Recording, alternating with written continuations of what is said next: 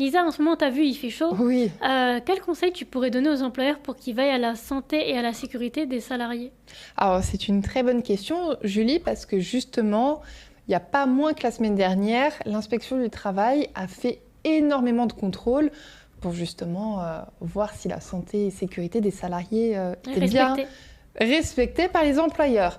Alors, bon, on ne pourra pas faire grand-chose contre la chaleur. Il va falloir faire avec pendant encore plusieurs jours. Bon moment, oui. Moi, aujourd'hui, ce que je peux vous conseiller, au-delà de vos obligations, donc je le répète, en tant qu'obligation, il faut toujours avoir de l'eau potable fraîche à disposition en continu pour les salariés.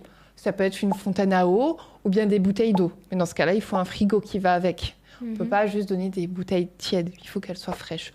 Ça peut être une glacière pour les gens qui sont sur le chantier. Enfin, voilà. Le chantier, encore, on va en parler, des heures de travail pour les personnes qui travaillent dans le BTP.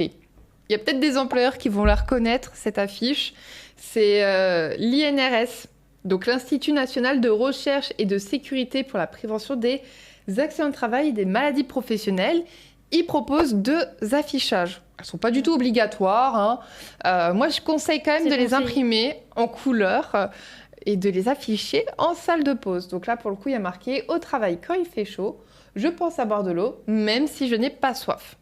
Donc voilà, à côté de la fontaine à eau. Comme ça, au cas de contrôle, on ne pourra pas dire que l'employeur n'a pas fait le nécessaire pour ces fortes chaleurs. Santé, oui. Bon, bien évidemment, si on travaille dans les bureaux, il faudrait qu'ils soient climatisés. Après, bon, comme par hasard, les clims tombent toujours en panne quand on en a besoin. Si maintenant on n'a pas de bureau climatisé, dans ce cas-là, on change les horaires. Voilà, on fait faire, je ne sais pas, au lieu de 8h, 17h, pourquoi pas faire 6h30, 13h30, avec une toute petite pause de 30 minutes à la pause méridienne, par exemple. Ou bien, dans ce cas-là, on décide de laisser partir le salarié 2 heures avant et on lui offre les 2 heures. Ok. C'est ce qui se fait beaucoup dans la fonction publique. En tout cas, ça va dépendre des syndicats aussi. Maintenant, pour les personnes qui travaillent en extérieur, là, il faut carrément adapter les horaires.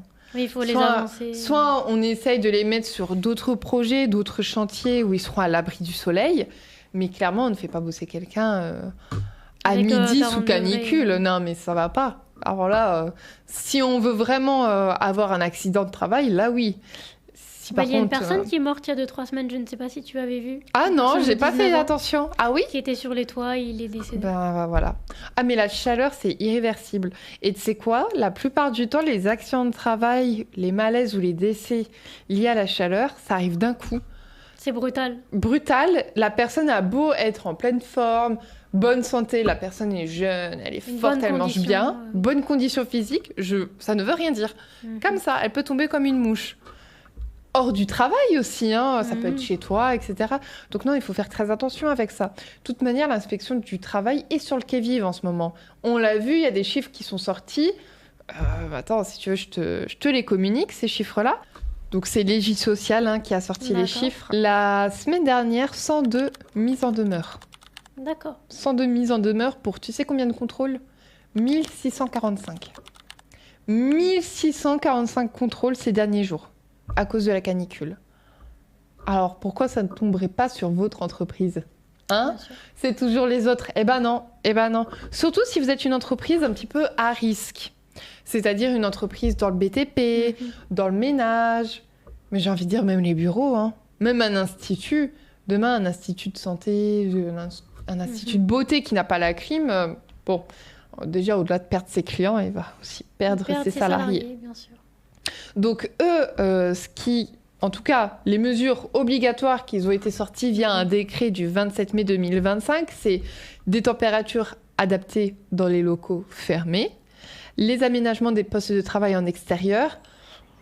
Bon. Honnêtement, je suis pas sûre que de travailler en extérieur, même s'il fait chaud dans ta pièce, ce soit l'idéal. Ça dépend des températures, honnêtement. Mise à disposition d'eau potable et fraîche. Conditions et durée d'utilisation des EPI. C'est important, les EPI, ça tient chaud. Ça tient chaud. Et le DURP. Il faut le mettre à jour, le DURP, pour les grosses chaleurs. Il y en a combien qui le font? Très peu, je pense. Trop peu. Et pourtant, c'est obligatoire. Donc nous, justement, on intervient aussi sur cette partie-là.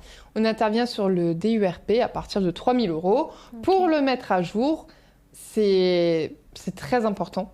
Mhm. C'est ce qu'on va te demander. Si demain tu as un contrôle, Bien c'est sûr. le DWERP. On va te le demander, ça c'est à coup sûr.